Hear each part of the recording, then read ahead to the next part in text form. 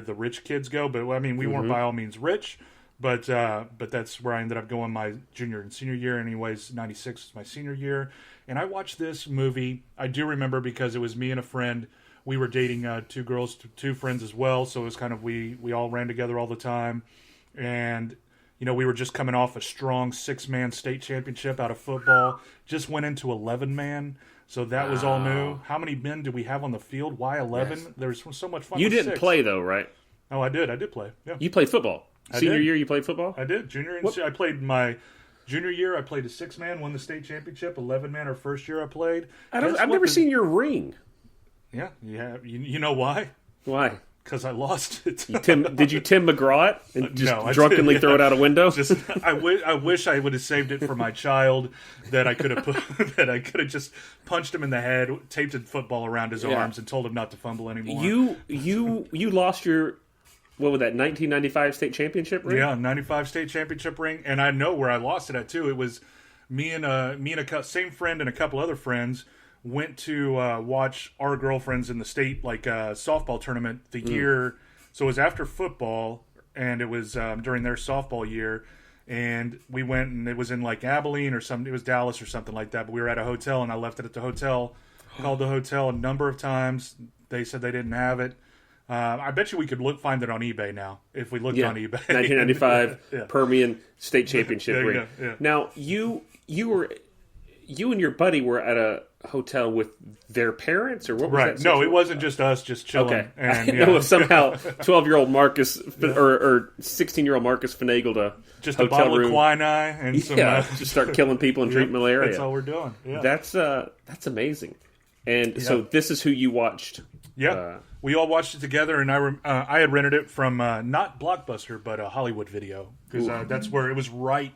Most of my in my high school later days, in junior year and senior year, we lived right down the street from Hollywood Video, so that's where I'd rent everything. And I definitely remember always going there, and we rented this and watching it, and I was taken aback, immediately charmed and turned on by Geena Davis. Yes, even as a mother still too, and then of course when she goes to Charlie Baltimore, a lot of feelings there. But she's batting she's batting 1,000 in this movie in terms of just sure.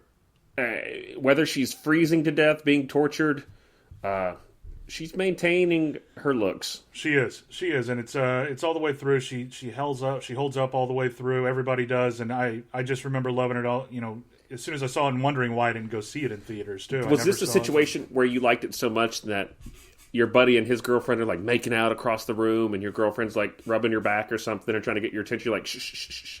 Well, every high school movie night your first plan should be to make out, right? Yes. It's not about the movie. It's just to set the atmosphere and then make out and not worry about that. So pretty much Hollywood Video in high school was you're paying $3.95 to make out. And that's to have something on in the background. Yeah. And it started out the same way. Yeah, it turned into isn't it weird, not to sidetrack here, but isn't it weird how you were comfortable? Maybe this is just me and I'm going to sound like a freak, but you were comfortable with your friends making out with their girlfriends in the same room as you and your friends too? I think it was an understanding of the situation. It's not like, okay, Chris, you go to your room, or why don't you go to your house? And it's like everyone wants to make out. Right. Guys, girls, whatever, it didn't matter. And you do what you can to do that, and you hide it under you disguise it under the idea of watching a movie together. And so it's all part of you're like Mission Impossible crew here. You're working together. Everyone has their roles, and to get this done, you have to make some sacrifices. That might be awkwardly pawing at each other in front of your friends. Yeah, and then you're always wondering, well, man, I better look cool, because at the same time, you want your girlfriend to enjoy this, to enjoy the kiss as much as she is, but then you also want to make sure that if her friend looks over, she's he's a good kisser too. You don't want to date your friend's girlfriend, but you want to just want to make sure that the word gets out that you are a good her friend's going to go. Right. I wasn't kissing Marcus, but I was in the room. Exactly. And I saw him, and he looks like he knows what he's doing.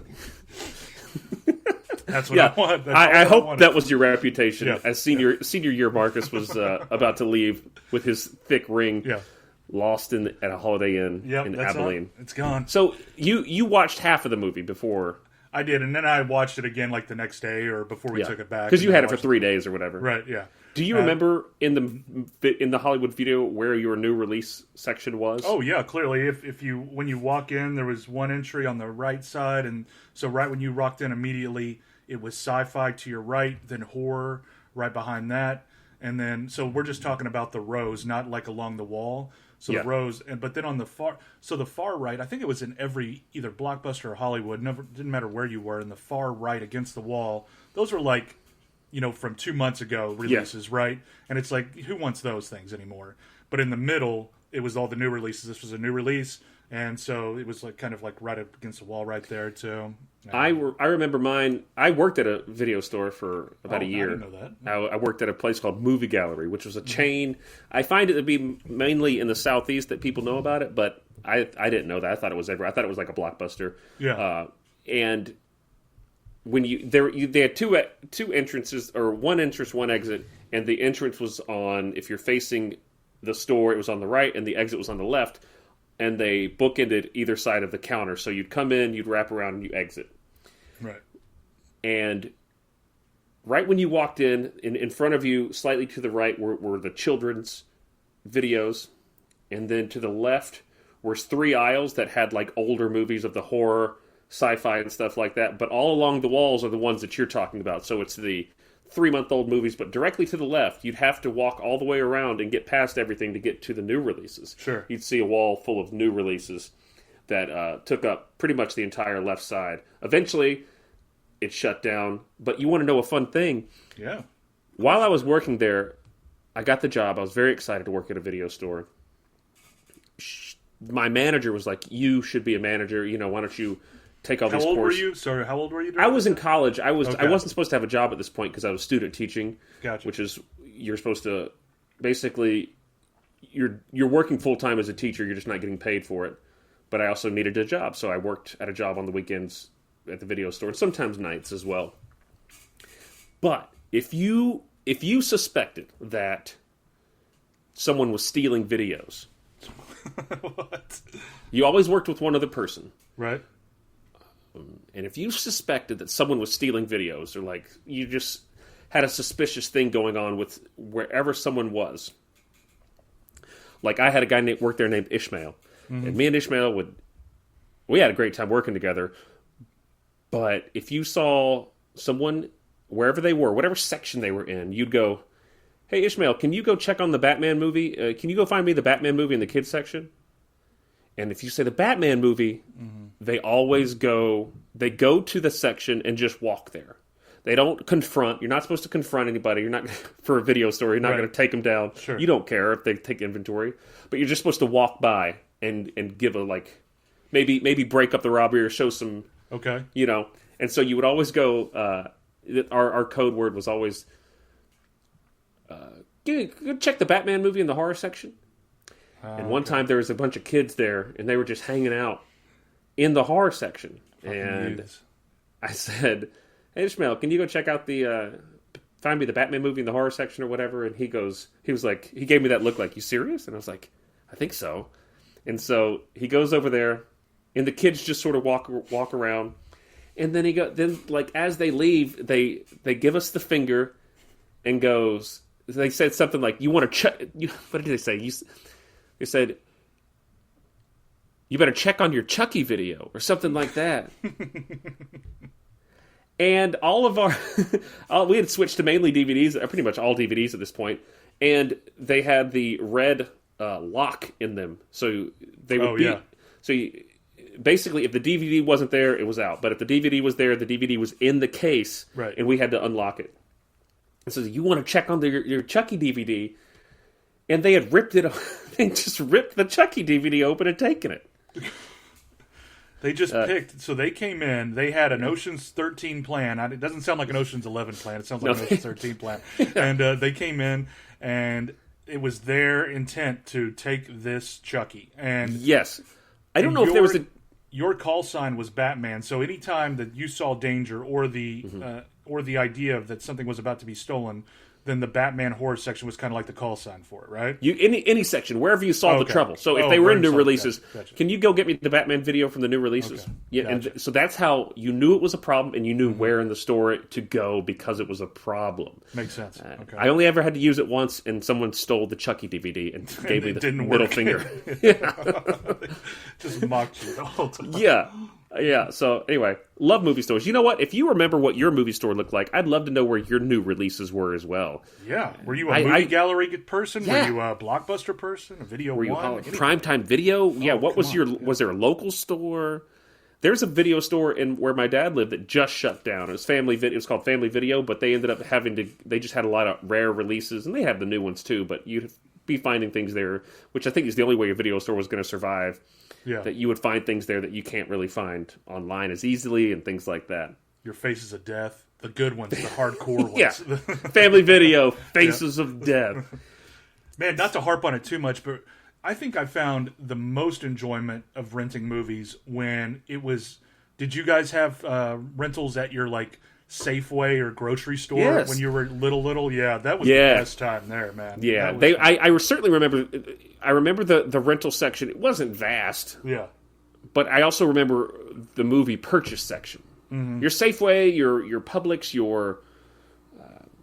whatever your grocery store was, also used to have a dope toy section at times. Oh, yeah. Toy and, like, Nintendo rentals and stuff like that. I mean, yeah. The first place I ever saw remember the movie No Holds Barred? Oh, yeah, of course. The first movie poster I ever saw for that was at a convenience store that rented movies. And there was this terrifying man on the front, which was Tiny Zeus Lister, and Hulk Hogan, so I was super excited about it. But, yeah, they would rent movies at gas stations and all sorts of stuff. Now they just sell blank-covered DVDs with the name of the movie written on there. Right. So that's 96, folks. Yeah, that's it right there in a nutshell. Time capsule it, send it off, and do with it what you please. What was coming out in 96? I remember it being a very good year for movies, especially if we're talking October. Yeah, so 1996 was huge. It was like the GameStop stock year of movies, kind of that time period. Stocks! It was huge. Just blew up. I mean, you know, you had everything. And let's start slow a little here, too. Ooh, build me up, baby. I mean, some favorites of mine, and I think yours too, Last Man Standing. Oh, Bruce Willis. So 2 Days in the Valley, Extreme Measures. These are all just little ones that kind of built up my love for... You know, kind of that pulpy cinematic action, kind of dryish humor too. But then we get into some other ones, D3, Mighty Ducks. Man, they're in college. What are they going to do? Yeah, I mean, you got Glimmerman. You got, it's That Thing You Do. There you go. That's fun. The bigger ones, of course, were the tentpole ones that came out in the summer. Now, if we're talking summertime... Yes, you know, what just came out? What are we coming off that high of? You know what we're coming off. Oh, baby. Talk to me, though. One of the biggest grossing movies of all time. Yes. Independence Day. Woo! Independence Day. Ah, yes. What a time. The summer of 96, man. Oh, Marcus just cock of the walk senior year. He's coming in with his championship under his belt, ready to rent movies and make out. 13-year-old Adam going to see movies by himself. There it is. Just nobody to go with. But no. You know what else came out that year, too, in August? What's that? The Fan. And I would love... I know it doesn't really quite... It's not in the action realm. It's more of the thriller. But The Fan is, like, definitely one of... It's a horrible movie, but a great movie at the same time. He's a knife salesman, right? Yeah. De Niro's the knife salesman. He's got the little pecker, the big pecker. That's right. I like to think this is Willie Mays Hayes. Yeah. Yeah, this is Willie Mays getting his big contract. This is the sort of offshoot of Major League, and we're following Willie Mays Hayes as he sort of a little sneak peek. Our next movie we're going to do does star someone from The Fan. It does. So think about that. Yeah, but I mean, go ahead. What are you going to say? Well, I was going to say. So let's say you're watching this movie. You rent this from the movie store. You're seeing some trailers for some of these November releases. Right. We're seeing Set It Off, which I loved as a kid. You remember that? I do. Ransom with Mel Gibson. Yeah. Sleepers? Sleepers. Oh, what a come on. dark, depressing movie that was. That's going to scare the shit out of you as a young child. How about Santa with Muscles, the Hulk Hogan Santa movie? There you go, yeah.